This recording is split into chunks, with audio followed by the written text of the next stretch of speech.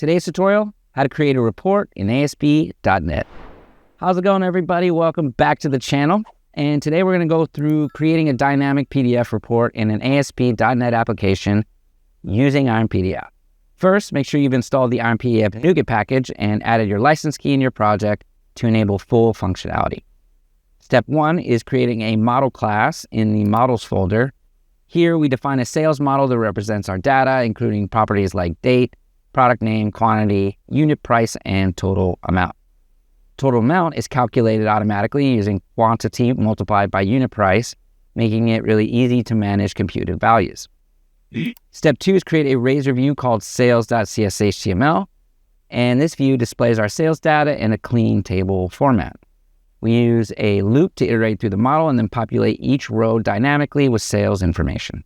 At the bottom of the page, we add a button that posts a request to the controller to generate the PDF report.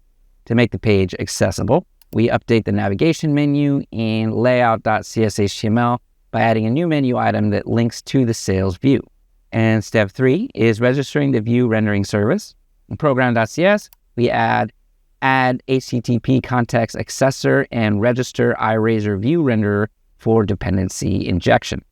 This service allows IronPDF to convert Razor views into PDF documents seamlessly. So now let's create the sales controller in the controller folder. In sales controller, we inject the iRazor view renderer service through the constructor. We also define some sample sales data using a list of sales model objects, which will act as our data source. The sales parentheses action method simply returns the view and passes this data to be displayed in the table.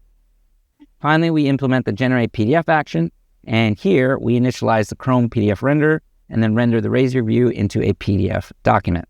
We then set the response header to display the PDF in line in the browser instead of forcing download. Using file, we return the PDF as a file content result, allowing the user to view or save the report. Once everything is set up, you run your application, you navigate to the sales page, and click the Generate PDF Report button.